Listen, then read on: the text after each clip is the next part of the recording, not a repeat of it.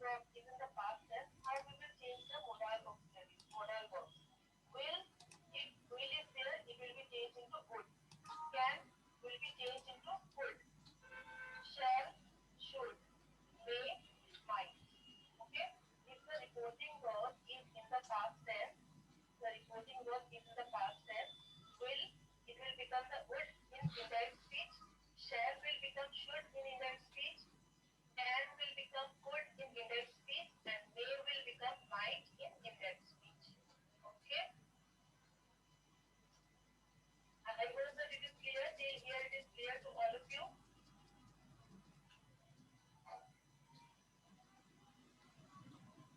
Now, changing in pronouns. In indirect speech, we change the pronouns as well according to the subject. According to the subject, we change the pronouns as well. The pronouns of the reported speech are changed according to the pronouns of the reporting verb. जो reporting verb में pronoun होता है उसके according हम reported speech के pronounce को change करते हैं. ओके, यहाँ पे जो प्रोनाउंस है उसके अकॉर्डिंग यहाँ का जो प्रोनाउन है उसको हम चेंज करेंगे. Now you can see rule 3. First person of reported speech will be changed according to the subject of the reporting verb. Okay? यहाँ पे जो first person होगा वो reported verb में जो pronoun होगा उसके according हम change करेंगे. Just if you are confused about changing the pronoun, अगर किसी भी sentence में आपको doubt होता है and you are confused कि यहाँ पे कौन सा pronoun हम use करेंगे, just translate the sentence into Hindi. Hindi में पहले sentence को translate करो. It will be clear for you वहाँ पे क्या use होगा. He tells me that he is a boy. He says to me, I am a boy. उसने मुझे बोला कि I am a boy. और कौन boy है? वो boy है. He is a boy. ठीक है? He tells me that he is a boy. Understood everyone?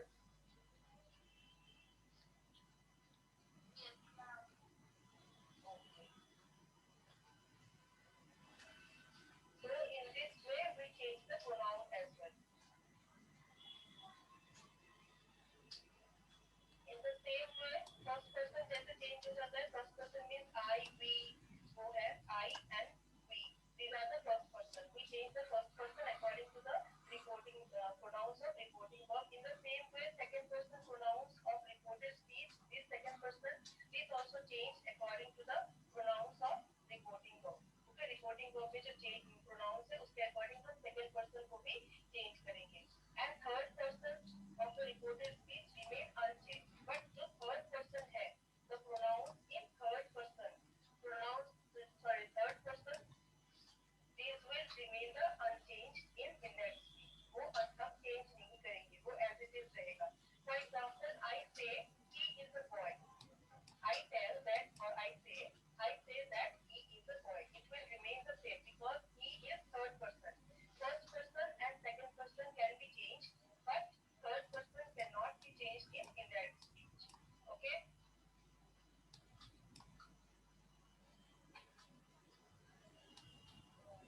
Next one is changing of words showing nearness. There are certain words which we change in indirect speech. For example, here, there, these, those, and yesterday, the previous day, tomorrow, the next day, or the following day, now, then.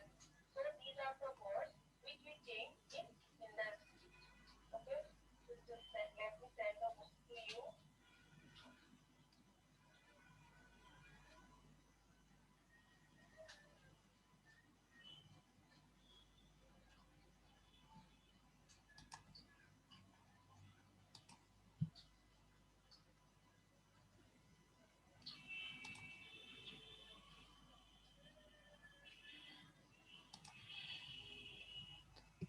Today, in the subject of the manufacturing technology, we will discuss about the unit 5 electrochemical machining. Sir हाँ बताइए. Sir हाँ sir मेरा ना network थोड़ा week है. मेरा ना बीच में डिस्कनेक्ट हो जाता है. सर मेरी अटेंडेंस लगा लो सर एक बार, कहीं डिस्कनेक्ट हो जाए. अच्छा ठीक है, मैं आपका अटेंडेंस प्रिंस सरोवा जी का लगा दिया है ना. Sir roll number 31. हाँ लगा दिया, आपका लगा दिया. ठीक है सर. तो in the case of the unit 5 electrochemical machining.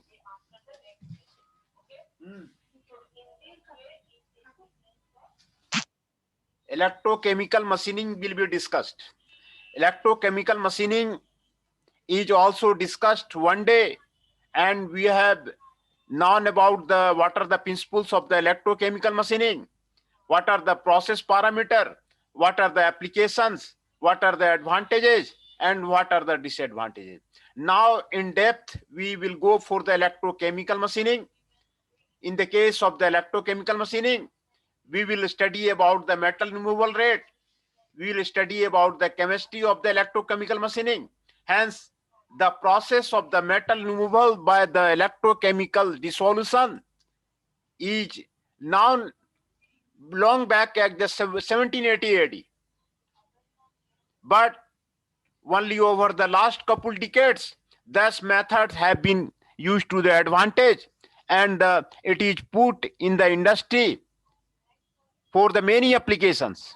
If any person know about the electrochemical machining, electrical discharge machining, then the demand of that person is more in the industry, because these type of the machines are now putting back in the industry.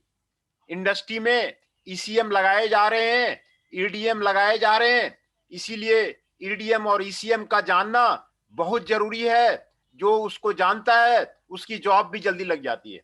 Hence it is also known as the contact-lax electrochemical forming process. इसको electrochemical forming process भी बोलते हैं, because इसमें आपको जो shape है वो आपको फॉर्म किया जाता है. यहाँ पर आपको इलेक्ट्रोकेमिकल मशीनिंग का आपको प्रिंसिपल दिखाया गया है. Initial stage of the electrochemical machining. Here is the tool, here is the workpiece, and here is the electrolyte. When the current is passed, then the shape of the workpiece will be produced as the shape of the tool. This is the steady state electrochemical machining, and this is based on the Faraday's law. Faraday's law. Hence, the noteworthy feature of the electrolysis is that electrical energy is used to produce a chemical reaction. Therefore, the machining process based on the principle is known as the electrochemical machining. है ना? This process works on the principle of the Faraday's law of the electrolysis. ये आपको Faraday's law of electrolysis पे आपको depend करता है. Michael Faraday discovered that if the two electrodes are placed in a bath containing a conductive liquid and the DC potential 5 to 25 volt is applied across them, metal can be depleted from the anode and plated on the cathode. है ना? Faraday ने ये आपको खोज निकाला कि जो इतना, अगर दो इलेक्ट्रोड को इतना वोल्टेज पोटेंशियल के बीच में एक कंडक्टिंग लिक्विड में अगर रखा जाता है तो मेटल जो है एनोड से आपको कैथोड में चला जाता है. This principle was used in for the long time, and ECM is the reverse of the electroplating. ECM जो प्रोसेस है आपको इलेक्ट्रोप्लेटिंग का रिवर्स प्रोसेस है. इलेक्ट्रोप्लेटिंग में क्या होता है, उसमें आयंस जमा हो जाते हैं, मेटल डिपॉजिट हो जाते हैं. यहां पर आपको मेटल जो है रिमूव किया जाता है, डिपॉजिट नहीं होता है, इसीलिए ये reverse of the electroplating process है. ECM can be thought as a controlled anodic dissolution at the atomic level of the workpiece that is electrically conducted by a shaft tool due to the flow of the high current at relatively low potential difference through an electrolyte which is quite often water-based natural salt solution. ECM में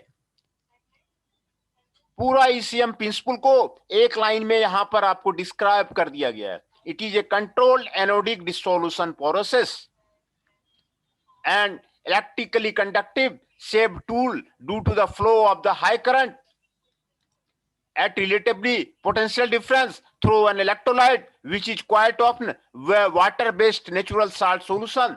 ये उसमें आपको ECM process आपको use किया जाता है. In ECM, electrolyte is so chosen that there is no plating on tool and shape of the tool remains unchanged. ECM process में no plating on the tool. आपको प्लेटिंग टूल पे नहीं होता है और टूल का जो शेप है आपको अनचेंज रहता है, ये आपको इलेक्ट्रोप्लेटिंग से आपको डिफरेंस आपको बता रहा है। If the close gap 0.1 to 0.12 mm is maintained between the tool and the workpiece, the machine surface takes the replica of the tool surface. दोनों के बीच में अगर इतना गैप रखा जाए वर्कपीस और टूल के बीच में, तो टूल का जो शेप है वही शेप आपको वर्कपीस में आपको बन जाता है। यही आपको ईसीएम प्रोसेस है। आपको बहुत ही सिंपल, आपको ईसीएम प्रोसेस का जो प्रिंसिपल है आपको बहुत सिंपल है। वो एक वर्कपीस रहेगा, एक टूल रहेगा, इलेक्ट्रोलाइट रहेगा, और जो है दोनों को वोल्टेज से आपको लो वोल्टेज से ज्वाइन कर दिया जाएगा। धीरे धीरे जो टूल का शेप है वो आपको वर्कपीस का टूल में आपको कन्वर्ट हो जाएगा। This is the principle of the ECM process. And now come to the chemistry of the process. What is the chemistry of the ECM process? During ECM, there will be reaction occurring at the electrodes, at the anode or workpiece, and the cathode or tool along within the electrolyte. ECM process में anode जो कि workpiece होता है, cathode जो कि tool होता है, दोनों पे आपको रिएक्शंस होगा, इलेक्ट्रोलाइट रिएक्शंस होगा। वो आपको रिएक्शंस आपको यहाँ पर क्या रिएक्शन होगा वो यहाँ पर आपको दिखाया गया है। Let us take an example of machining of the low carbon steel, which is primarily ferrous alloy, mainly containing iron. Electrochemical machining of the steel, generally a natural salt, sodium chloride is taken. The electrode and water undergoes ionic dissolution, है ना। तो ये reaction आपको उसमें होगा। This is the chemistry of the ECM process. NaCl आपको Na plus में Cl minus में आपको कन्वर्ट हो जाएगा, H2O H plus plus OH minus में आपको कन्वर्ट हो जाएगा। As the potential difference is applied between the workpiece and the tool cathode, the positive ions move toward the tool and negative ion move toward the workpiece, है ना। Potential difference apply किया जाता है between the workpiece and the tool, hence the positive ion जो है आपको tool के तरफ चला जाएगा और निगेटिव आयन जो है आपको वर्कपीस की तरफ चला जाएगा, है ना। पॉजिटिव आयन टूल की तरफ जाएगा और निगेटिव आयन जो है वर्कपीस की तरफ जाएगा। thus the hydrogen ion will take the electrons from the cathode and from the hydrogen gas. इसीलिए आपको H प्लस यहां से निकला और ये H2 आपको कैथोड में आपको लिबरेट होगा। दूसरा है iron items will come out of the workpiece as follow. जो वर्कपीस है वहां से आपको Fe प्लस आयन आपको निकलेगा। Within the electrolyte, ions would combine with the chloride ions to form the iron chloride, and similarly sodium ions would combine with the hydroxide ions to form the sodium hydroxide. ये आपको sodium hydroxide आपको बनेगा। दूसरा FeCl2 and FeOH2 ये आपको precipitate होगा in the form of the sludge. ये आपको स्लज के फॉर्म में आपको ये जो है आपको प्रिसिपिटेट होगा। स्लज के फॉर्म में आपको वहां पर आपको FeCl2 और FeOH2 ये आपको यहां पर आपको मिल जाएगा, है ना।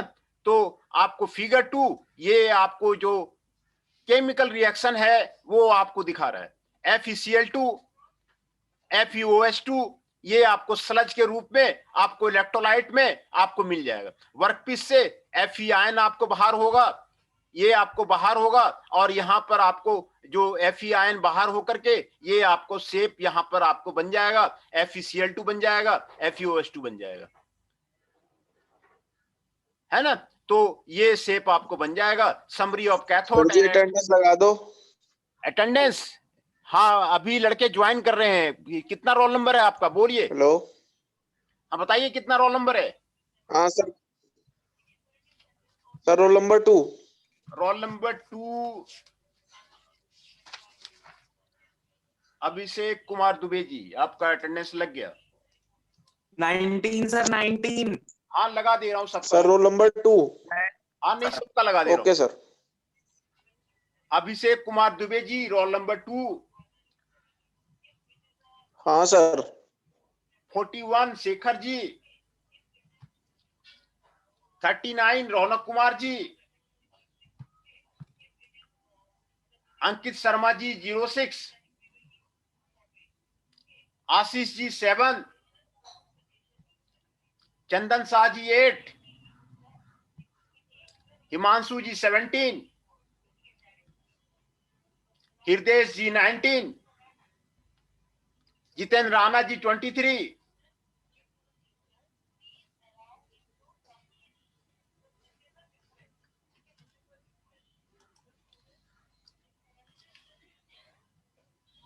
Nandini ji 29। Pawan Singh Negi ji 30। Prince Sarova ji 31। Jainesh Chauhan ji 22।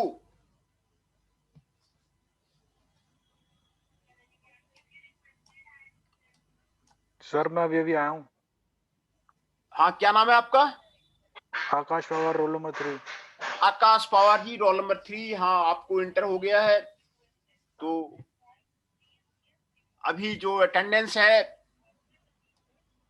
Jainesh Chauhan ji 22, Prince Sarova ji 31, Pawan Negi ji 30, Nandini ji 29, Jitendra Rana ji 23, Hriday ji 19, Himanshu ji 17, Chandan Shah ji 8, Ashish ji 7, Ankit Sharma ji 6, Akash Pawar ji 3, Abhishek Dubey ji 2, Raunak Kumar ji 39, and Shekhar Kumar ji 41, and Rahul Kumar ji 32, Rahul Thakur ji 32।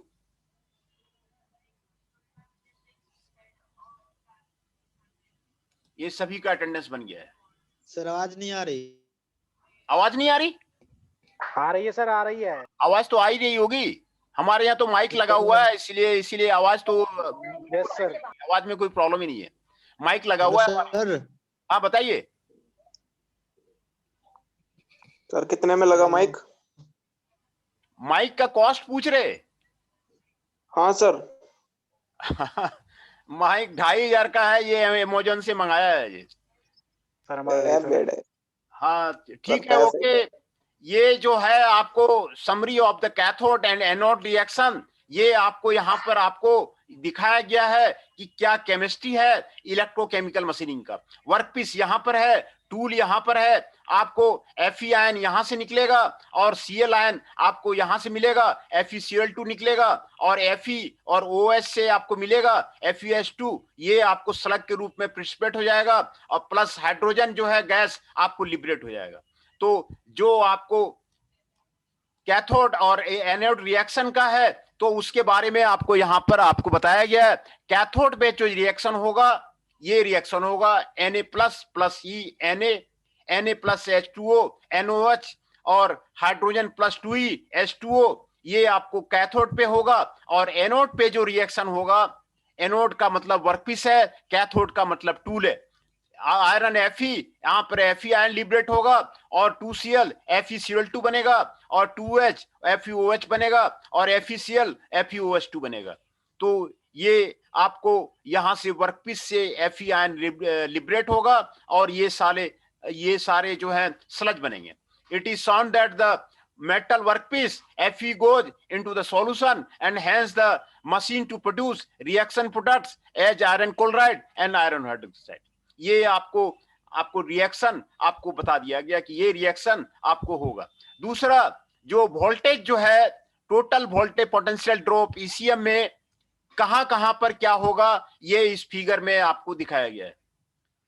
जो वोल्टेज जो है उसमें अप्लाई किया जाता है around 2 volt to 30 volt applied किया जाता है and overcomes that the electrode potential, the activation over potential, ohmic potential drop, concentration over potential drop, ohmic resistance potential drop. ये सारे जो वोल्टेज ड्रॉप आपको दिखाया गया है यहाँ पर, कैथोड पे आपको ओवर पोटेंशियल होगा, एनोड पे ओवर पोटेंशियल होगा।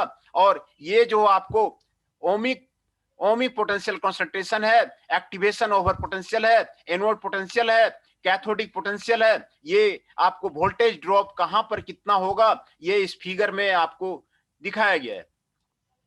दूसरा, इलेक्ट्रोकेमिकल मशीनिंग में जो इक्विपमेंट है, इक्विपमेंट में फॉलोइंग मॉडल्स आपको यूज किया गया है। उसमें power supply, electrolyte supply and cleaning system, tool and tool feedback system, work piece and the work holding system, ये चार उसमें जो है आपको ये दिखाया गया है। और इलेक्ट्रोकेमिकल ड्रिलिंग यूनिट का फिगर आपको यहां पर आपको दिखाया गया है। ये इलेक्ट्रोकेमिकल मशीनिंग का, इलेक्ट्रोकेमिकल ड्रिलिंग का आपको कंप्लीट फिगर सेटअप आपको यहां पर दिखाया गया है। टूल यहां पर है, वर्कपीस यहां पर है, ये आपको फिक्चर है, और यहां पर आपको इलेक्ट्रोलाइट है, यहां पर आपको इलेक्ट्रोलाइट है, low voltage high current power supply दिया गया है, constant feed to the tool दिया गया है, प्रेशर गेज में प्रेशर मेजर किया जाता है इलेक्ट्रोलाइट का, फ्लो मीटर दिखाया गया है, फ्लो कंट्रोल, ये इलेक्ट्रोलाइट का आपको फ्लो को क्लियर किया जाता है। जो इलेक्ट्रोलाइट का फ्लो है, ये पंप से आपको यहां से आपको स्लज आपको बाहर होता है, स्लज बाहर होकर के स्लज यहां पर कंटेंट हो जाता है, स्लज को आपको फिल्टर करके आपको यहां से बाहर करके आपको यहां पर दिया जाता है, ये पंप आ जाता है, ये प्रेशर रिलीफ वाल्व हो जाता है, ये फ्लो कंट्रोल वाल्व हो जाता है, ये फ्लो मीटर हो जाता है, ये आपको प्रेशर गेज हो जाता है। तो ये आपको कंप्लीट सेटअप इलेक्ट्रोकेमिकल मशीनिंग का ये आपको यहां पर आपको दिखाया गया है। कंप्लीट सेटअप इलेक्ट्रोकेमिकल मशीनिंग का ये फिगर आपको जानना जरूरी है। ये इलेक्ट्रोकेमिकल मशीनिंग का आपको setup, electrolyte supply and the cleaning system, जो इसमें इलेक्ट्रोलाइट यूज किया जाता है, supply and cleaning system use किया जाता है। उसमें एक पंप होता है, फिल्टर होता है, पाइपिंग होता है, कंट्रोल वाल्व्स होता है, हीटिंग और द कूलिंग कॉइल्स होता है, प्रेशर गेज होता है और स्टोरेज टैंक होता है। ये सारे आपको क्लीनिंग सिस्टम आपको यहाँ पर आपको बताया गया है। इलेक्ट्रोलाइट्स सप्लाई पोर्ट्स में भी made in the tool work और fixture depending upon the requirement of the mode of the electrolyte flow, ये आपको लगाया जाता है ना। तो इसमें आपको जो गैप रखा जाता है, यूजुअली जो है 1 mm का गैप मेंटेन किया जाता है, दोनों का आपको इलेक्ट्रोड का गैप का, है ना। Filter made of the SS steel, Monel और any other anti corrosive material, उसका बनाया जाता है ना। It should be ensured that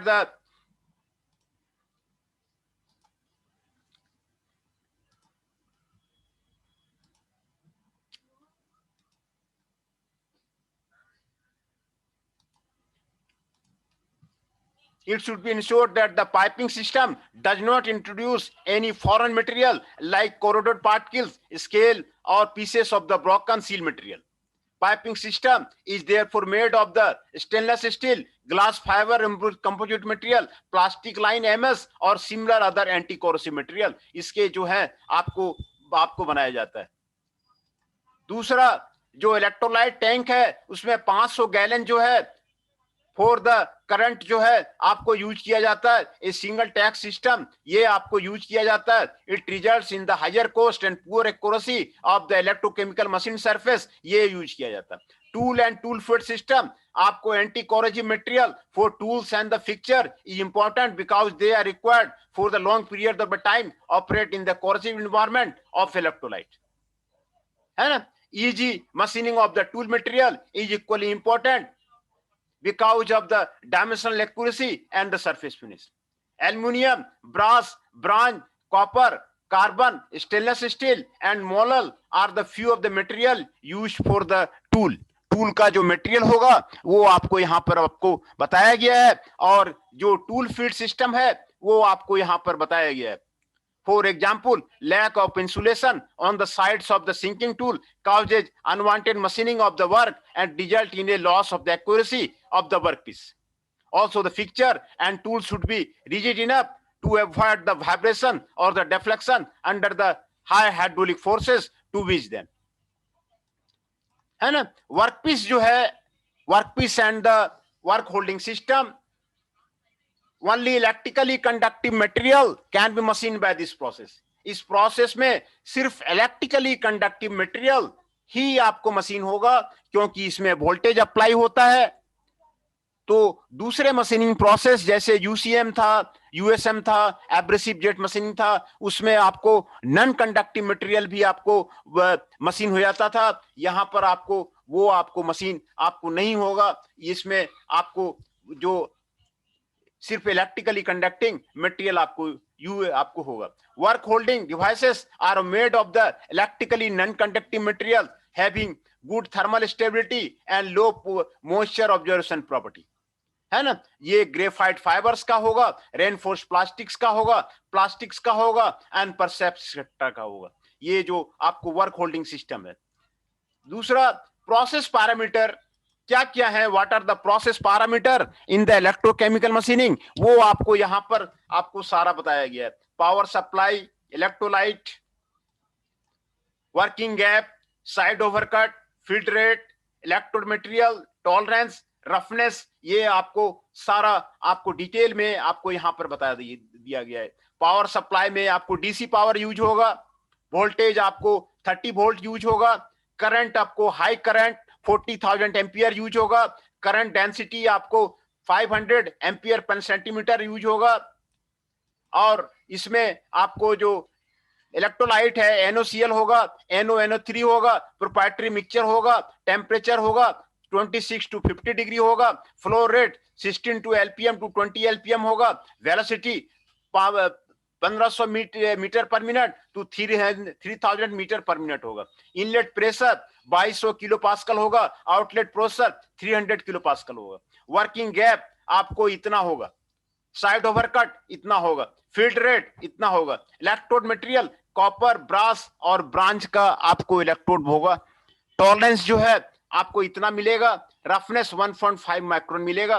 पूरा प्रोसेस पैरामीटर आपको क्लियर आपको यहां पर सारा आपको बता दिया गया है इलेक्ट्रोकेमिकल मशीनिंग का। Then what are the different application? ECM can be used to make the disc for the turbine rotor blades made of the HSTR. High strength tensile resistance alloy के लिए आपको टरबाइन रोटर ब्लेड आपको ECM से बनेगा।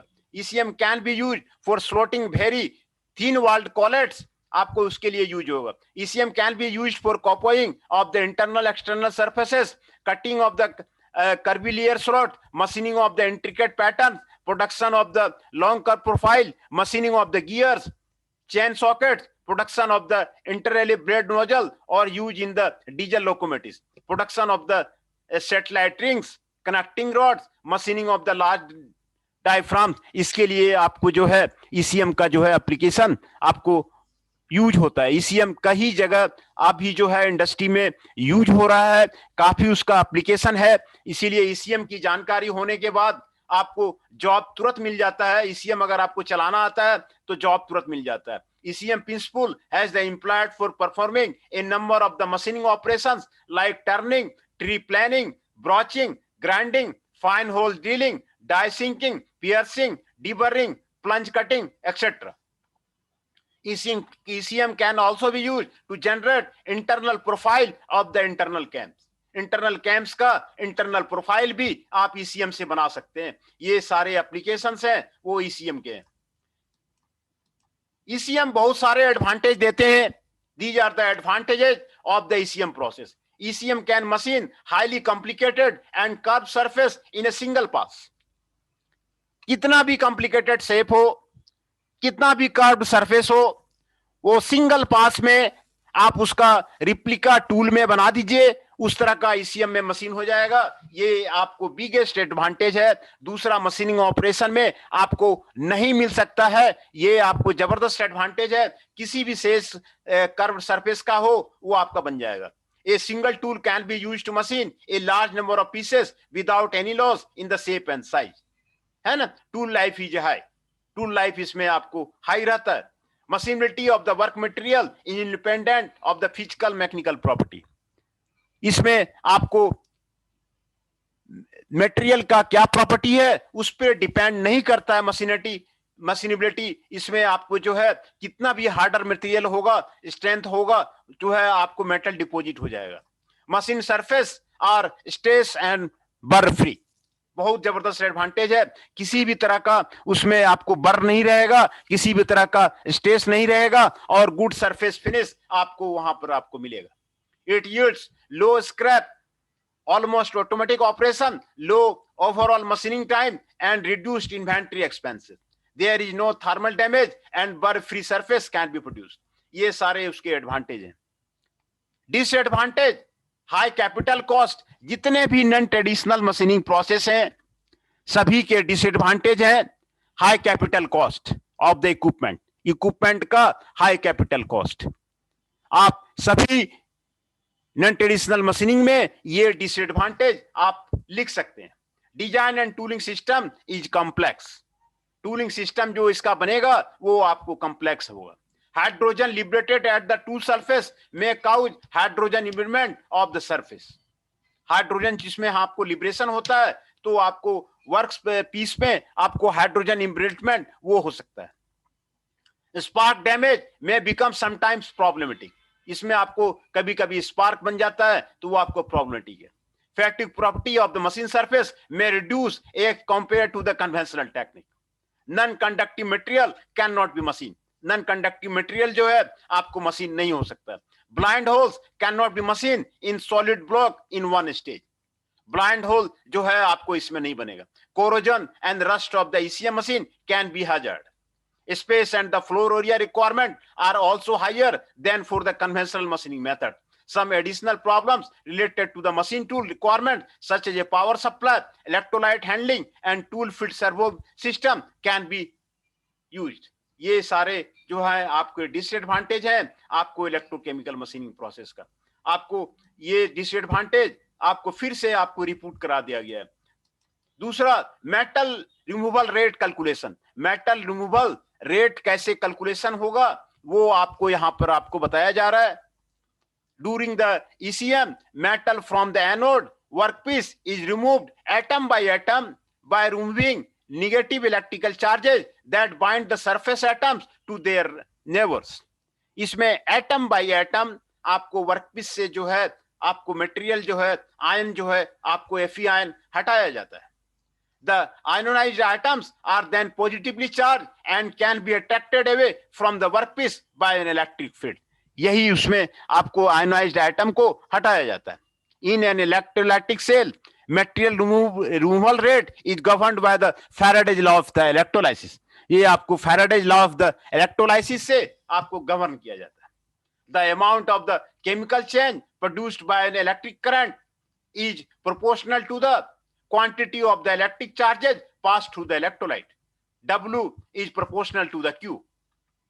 The amount of the different substances deposited or dissolved by the same quantity of electricity are proportional to their electrochemical equivalent weights.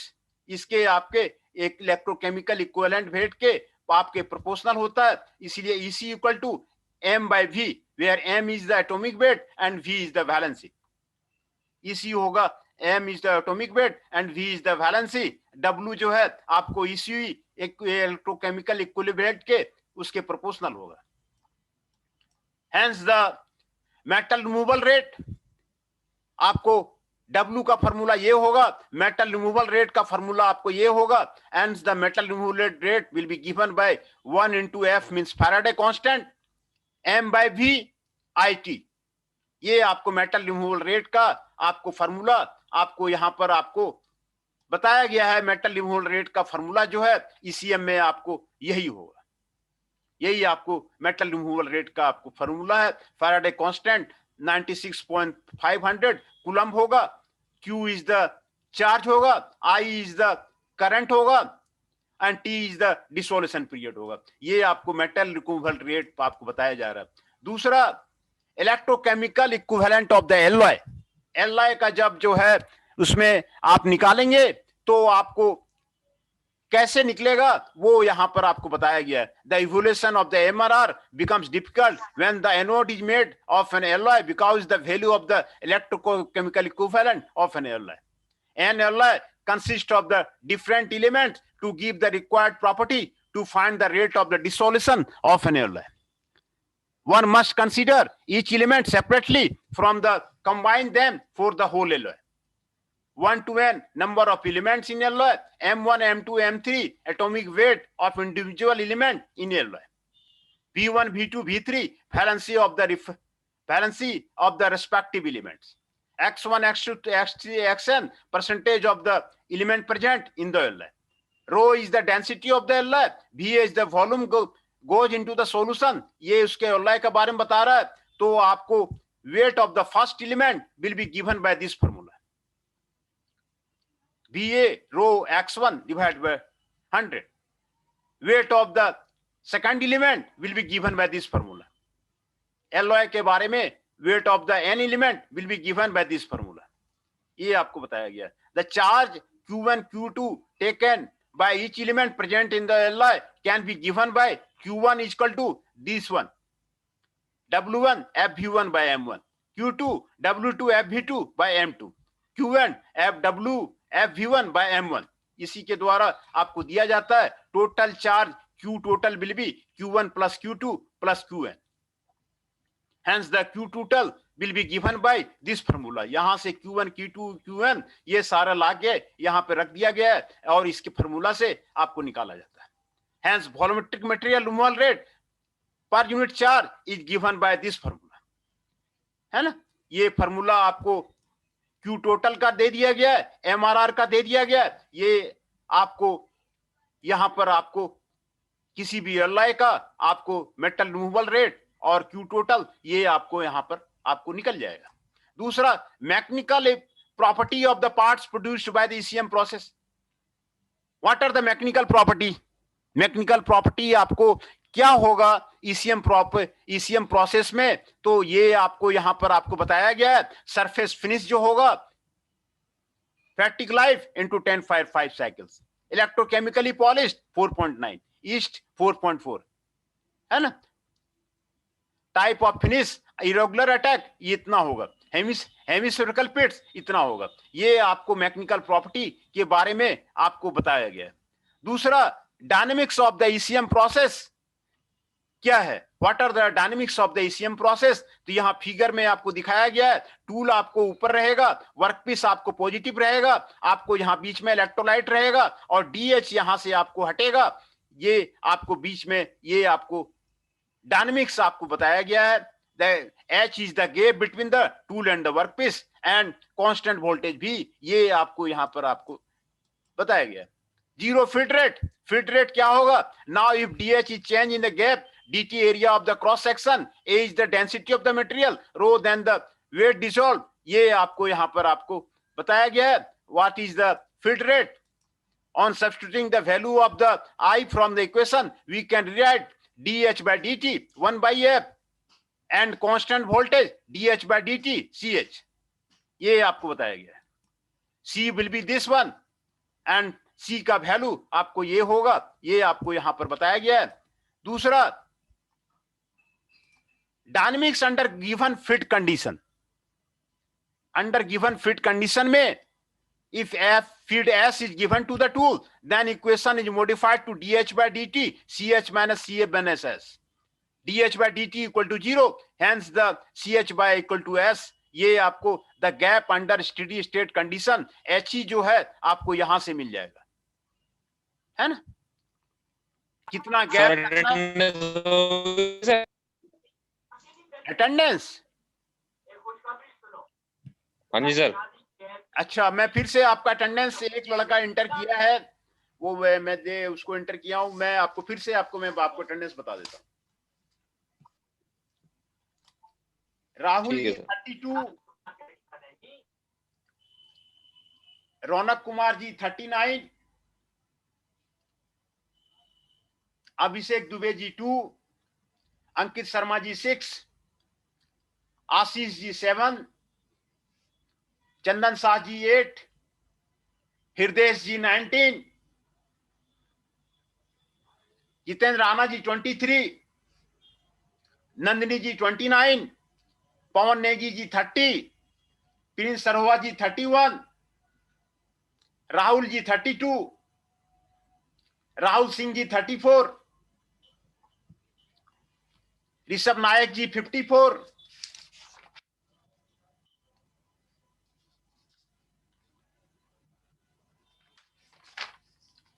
Shekhar ji 41,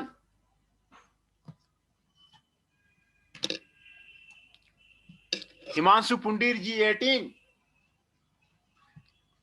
Jainesh Chauhan ji 22, है ना। ये आपका अटेंडेंस है। जैनेश चौहान जी 22, हिमांशु पुंडीर जी 18, 41 शेखर जी, ऋषभ नायक जी 54, राहुल सिंह जी 34, राहुल जी 32, प्रिंस सरोहा जी 31, पवन नेगी जी 32, नंदिनी जी 29, जितेंद्र राणा जी 23, हृदय जी 19, चंदन शाह जी 8, आशीष जी 7, अंकित शर्मा जी 6, अभिषेक दुबे जी 2,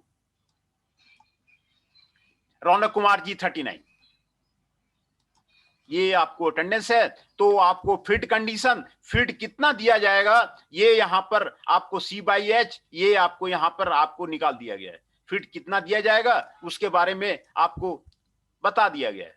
दूसरा, जो गैप जो है कितना दे दिया जाएगा, ये आपको यहां इस फार्मूला से आपको गैप निकाला गया है, H/HE, SH/SC, ये आपको DH/DT गैप जो वैरी करेंगे और वो आपको बताया गया है। ये आपको प्लॉट जो है आपको ये ग्राफ में भी आपको बताया गया है। H0 आपको 5 हो जाएगा, H0 4 हो जाएगा, H0 3 हो जाएगा। तो time units in the term of the machining equilibrium and the gap maintain कितना करेंगे वो आपको यहाँ पर ये फार्मूला से आपको गैप मेंटेन का आपको यहाँ पर इसको बताया गया है। कितना गैप जो है मिल्टन करेंगे। Hydrodynamics of the ECM process, hydrodynamics या ECM प्रोसेस का वो क्या होगा वो आपको यहां पर बताया गया है। It is clear that the material removal rate increases with the current and the machine can be operated at the highest feed rate condition. The increased current will produce more heat in the joule heating that might reach a boiling condition and prevent the electrolyte reaction further. So it is necessary to allow sufficient flow of the electrolyte through the gap in the figure, a pair of the parallel electrodes. जो आपको heat produce होगा I²R, ये आपको I², ये आपको formula दिया गया है जो आपको हीट प्रोड्यूस होगा। Cp is the average specific heat of the electrolyte and specific resistance is assumed, ये आपको यहां पर आपको बताया गया है। कैथोड टूल, एनोड वर्कपीस, आपको U जो है electrolyte flow velocity, tool feed H भी ये आपको यहां पर flow through a pair of the parallel electrodes, ये आपको यहां पर आपको दिखाया गया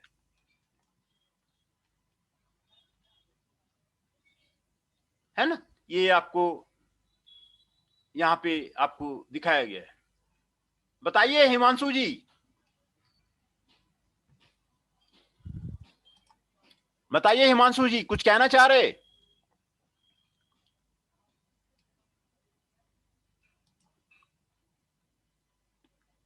कुछ कहना चाह रहे हैं हिमांशु जी? आपने हैंड राइज किया है, कुछ कहना है तो आप यहां पे क्लियर कीजिए। ये आपको इलेक्ट्रोकेमिकल मशीनिंग प्रोसेस का आपको प्रिंसिपल बताया गया है। ये आपको प्रिंसिपल है, बहुत ही आसान प्रिंसिपल है। टूल और वर्कपीस रहेगा, जिस तरह का टूल का शेप होगा उस तरह का वर्कपीस का आपको शेप हो जाएगा, है ना। ये आपको फैराडेज लॉ ऑफ इलेक्ट्रोलाइसिस पे आपको डिपेंड करता है। This depends on the Faraday's law of the electrolysis, है ना। डीसी वोल्टेज इसमें 5 to 25 वोल्ट होगा और जो गैप होगा वो 0.1 से 0.2 mm के बीच में होगा। ये जो गैप है बहुत ही आसान प्रिंसिपल है, केमिस्ट्री यहां पर। हाँ बताइए, बताइए कुछ कहना चाह रहे? जैनेश जी बताइए, जैनेश चौहान जी, हिमांशु पुंडरी जी। ये लेक्चर नोट्स आपको दे दिए गए हैं और इसका MCQ भी आपको भेज दिया गया है ना। तो लेक्चर नोट्स आपको भेज दिए गए हैं, उसमें आपको कोई दिक्कत नहीं है।